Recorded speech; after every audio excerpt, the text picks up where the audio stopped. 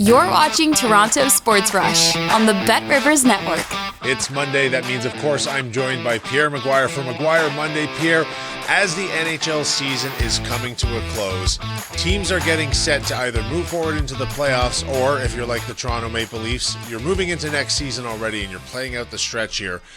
But to the on-ice action, they continued their losing ways in Los Angeles, losing 7-6 in an overtime game. That was, it was certainly an entertaining watch, but again, not the result the team would be looking for. So one of the things I've been doing is working with Joseph Wall on how quickly he drops to the ice. He's exposing the upper part of the net. That was really apparent in the LA game. I'd be really excited about Easton Cowan and the way he's playing with vim, vigor, vitality, and a whole lot of skill and desire. I'd be really happy with John Tavares and the way he continually is consistent for this team with creative plays and skill beyond belief, especially for his age.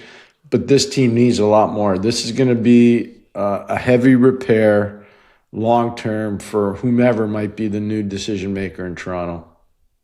Okay, and so, you mentioned his name, and I was going to ask you it later, but I'll ask you right now. I'd like you to evaluate Easton Cowan's rookie campaign because, it's sort of the perspective on that's probably changed throughout the season a little bit, but right now he's going good. Things seem to be developing him for very well, but on a whole, how was his rookie year? It started out really tough because he could never get any traction in the lineup. He never had set partners. He was kind of the odd man out. He never got in rhythm. I'm not blaming the coaching staff for that. They clearly didn't trust the player early on.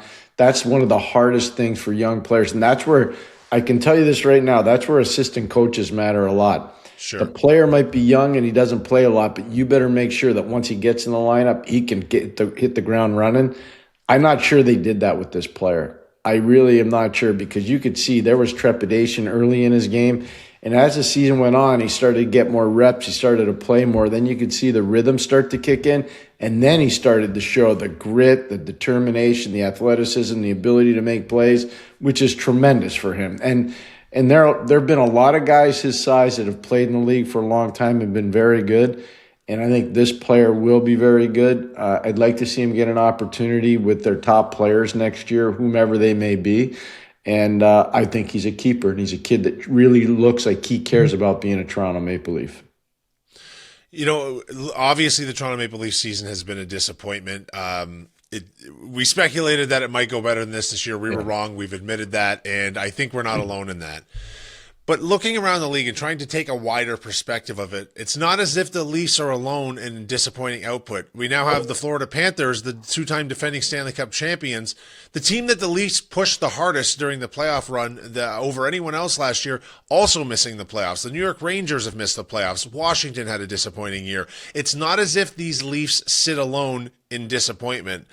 Give some perspective to the fan base about a lot of important hockey teams in the NHL needing rebuilds right now. Well, Detroit has got to be one of the most frustrated franchises in the league right now. They have not played a playoff game in their new building. They haven't played a playoff game since 2016. Early on, it looked as if they were on the playoff base without a doubt. In December of this year, Kyle, they were in first place in the Atlantic Division. Right. And they're just melting down every single day, and it's a different story every day, but it's not a positive one. It's a negative one, which is mind-shattering when you look at how well their team in Toledo and the East Coast Hockey League is doing, when you look at their team in Grand Rapids, which is in the American League, how well they're doing. They've got a plethora of great young players filtering through their organization. They can't find a way to make the playoffs. It's unbelievable. It's unbelievable. Yeah. So they'd be one. Columbus would be another. Columbus's talent pool is way better than what their record is. And I know they fired their coach, and I know they brought in Rick Bowness, and I know Bowness got him on a run. When it came to money time, winning time, which is right now, that team folded up.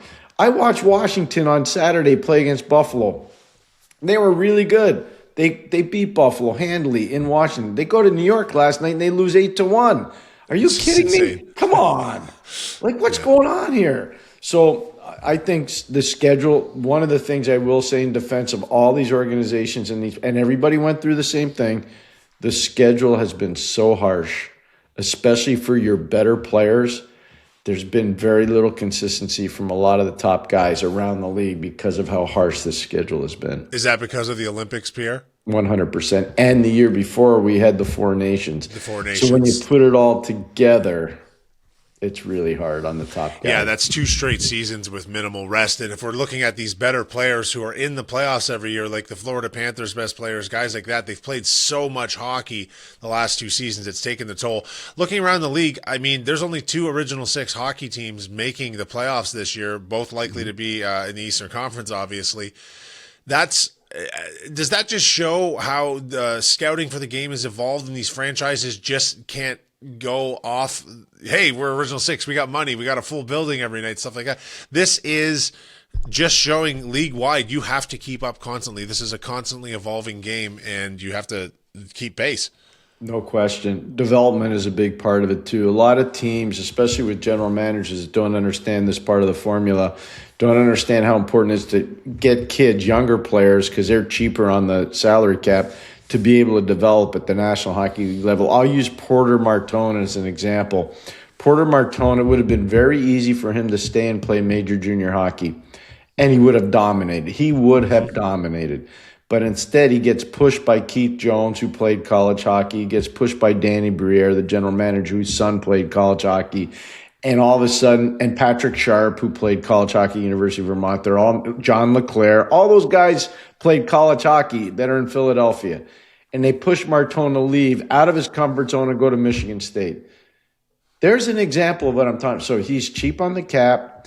He comes in, he scores an overtime winning goal to help his team get into a playoff position. He's going to be a dominant player in the league for a long time, but it's because the team was proactive and understood he had to take the next step, and this was the next step for him. This is not knocking major junior hockey, by the way. That's the reality of playing against older, better players. That's all it is. And they did it with him, and look where it's gotten them. So I give them full credit. That's an example of being proactive as a management team and understanding the shifting landscape in hockey.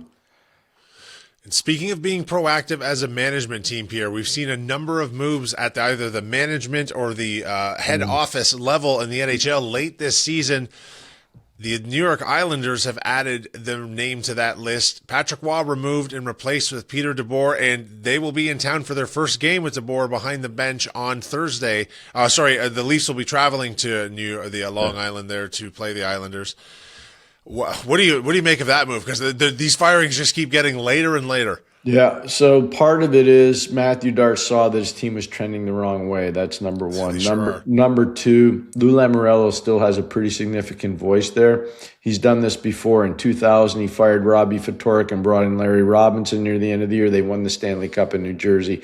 He did it again with Claude Julien and replaced him. Didn't work out as well for him when he replaced Julien. So he's done this before. He's not afraid to do it, and he's very smart and calculated when he does do those things. The other thing, Pete DeBoer worked for Lou Lamoriello and helped his team go to a Stanley Cup final in 2013 when he was with the New Jersey Devils. So there's a sense of familiarity internally in New York with Pete DeBoer. I think that's really important. Everybody says, Matthew Darth says, Lou Lamoriello has a lot to say, and he gives great counsel to a person like Matthew Darth, who doesn't have nearly the same managerial experience that a Lou Lamoriello would have. So I think that's really an important thing when we're talking about this. But the other thing that was so smart about this by New York, DeBoer was the hottest name on the coaching market. He was. And instead of other teams getting a crack at him, they say, we're going to hire you for the rest of this year. You get a test drive. Don't worry whether we make the playoffs or not. Then we're going to give you 4 more years. So he's going to get to know his roster over the next 3 weeks. And hopefully for them, they make the playoffs and it goes longer. But now they give the new coach a test drive with these players, and they say, yeah, I like this guy. No, I don't like this guy. I like this guy. I don't like this guy. It's going to be good. And I want to make sure I'm transparent. Pete's a very good friend of mine. I'm thrilled to death for him, but I really respect Patrick Waugh. Patrick did a real good job with this team. And Kyle, I can tell you this right now comfortably. He was supposed to be the first coach fired this year. He was not. There were 2 other coaches fired before him, one in Columbus, one in Los Angeles. So I have full respect and admiration for what Patty did there. He did more with that roster than a lot of guys could have. And in fairness to him, too, you just sort of alluded to this point. There's not really much a coach can do with a team when there's 4 to 6 games remaining in a season, Pierre, is there? No, but the good news for New York, this was probably calculated by Lou, I would say. Look at the schedule. And look what happened. They never go on the road. Every game for the Islanders is a home game. Every single game the rest of the way is a home game. So they got extra days in between. They're going to get lots of practice time with the new coach. And so it's going to be more of a seamless transition for them than it would be if you had to go on the road and you didn't get all that practice time. So I think that's a positive part of this for the Islanders. Yeah, and they do have a very difficult schedule remaining. They've got a Leafs team that's got nothing to lose, and then Ottawa, Montreal, and Carolina.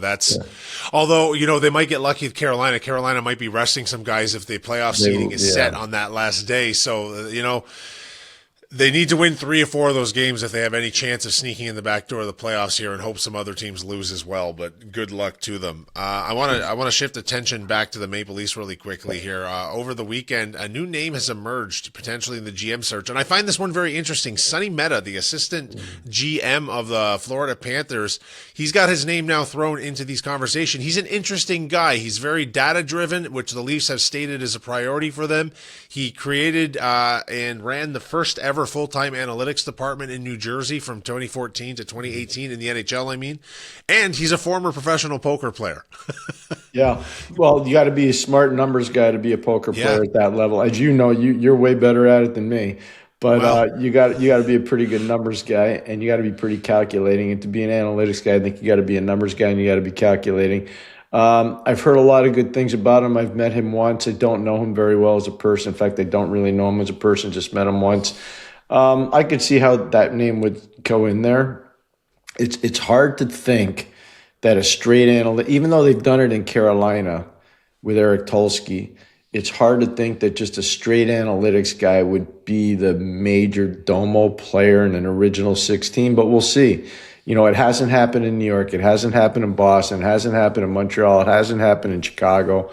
So we'll see. We'll see how this plays out if it actually does happen, in Toronto.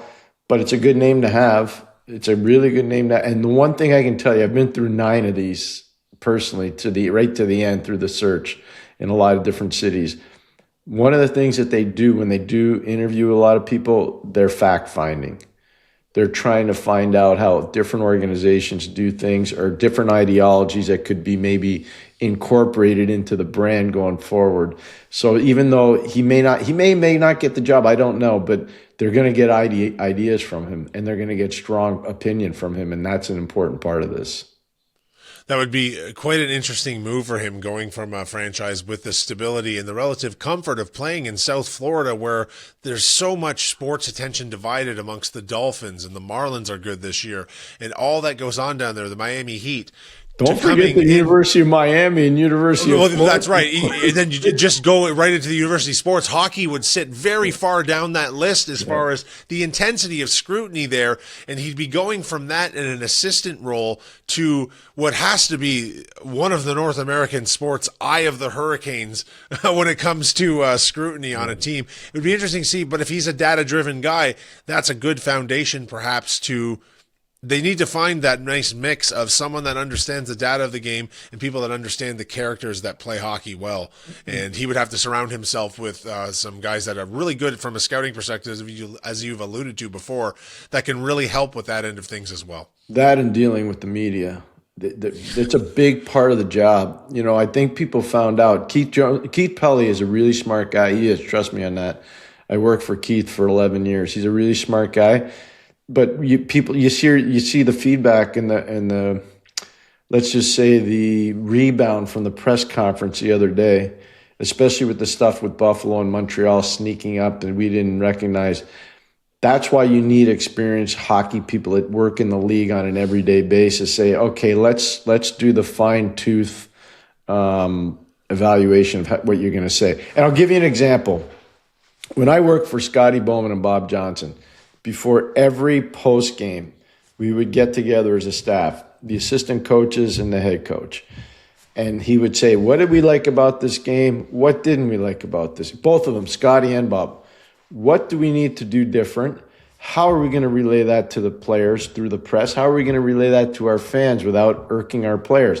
So every game, and it sounds like a very tedious exercise, it was unbelievably fruitful. We never had any calamities around our group, ever. Nobody could say, oh my gosh, these guys are so poorly run. They don't know what they're doing. It's an important part of the process.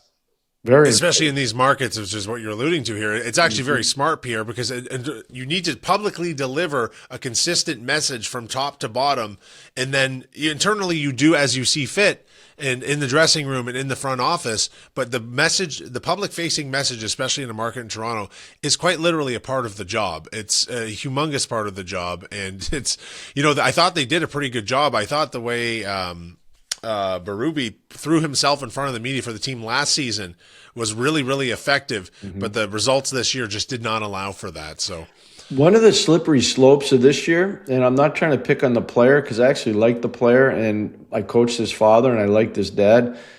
Willie Nylander's stuff in the press box, that was never really dealt with. It's a bad look. It was for an original six team that's got an amazingly proud and loyal fan base. I think most people saw that and said, we're paying for a bunch of spoiled brats that have no social acumen at all. We don't want that.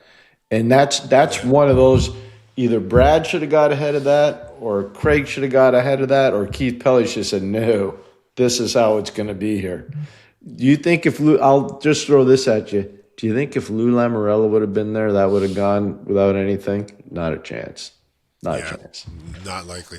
Okay, Pierre, before I let you go, I want to turn our attention to the Stanley Cup playoffs and the teams that are in or are likely to be in. And I'd like to get from you sort of a dark horse pick of a team. Like, we know Carolina and Tampa's going to be near the top of things at all the time. We know Dallas and Colorado is holding down the Western Conference. But what is a team sort of middle of the pack towards the back that you think could possibly emerge as a Cinderella, maybe make it to a conference finals, make it deep into the second round, or maybe even make it to the Stanley Cup final? I watched this Minnesota team play. The two Foligno brothers, Michael McCarron, Yakov Trenin, they got nasty guys up front. They got all kinds of talent, scoring ability. They got depth down the middle.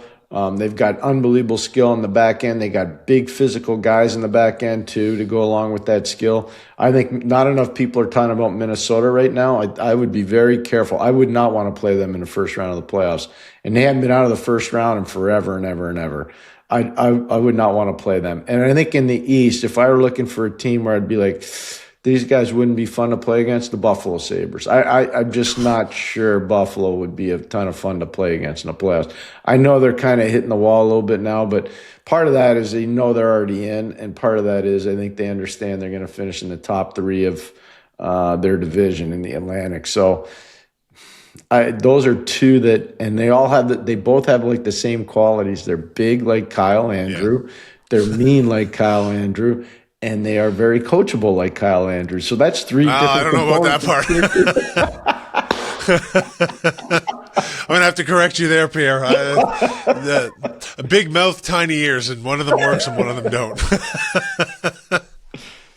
Well, that's great, Pierre. Like, it's very tough to argue with that because, I mean, it's very easy to overlook these third, fourth place teams right now. I wouldn't want to be playing Montreal either, to be honest with you. That's a brand of hockey very unique to them. They stunk last night. They'll be the first ones to tell you. They played Jersey last night, and they had won, 8 in a row, and they were no good last night, and they know it. They're trying too hard to get, Cole Caulfield his 50th. They're trying too hard to get Nick Suzuki his 100 points. They didn't need to get back to focusing in on being a team, which I think they will for their next game, which is tomorrow against Tampa, against Florida. So I think you're going to see a different team. All right, Pierre, thank you so much once again joining us here in Toronto Sports Rush. Enjoy the stretch run here as we move towards the playoffs in just a couple of weeks. There's still a lot of jockeying for positioning going on. There's a lot of fun to be had. And Pierre, thank you once again for your insight. I love doing this with you. Thank you, my man. Thank you. You're unbelievable. And you're coachable, too. I'll go with that lie, Pierre. Thanks. Thanks for watching Toronto Sports Rush on the Bet Rivers Network.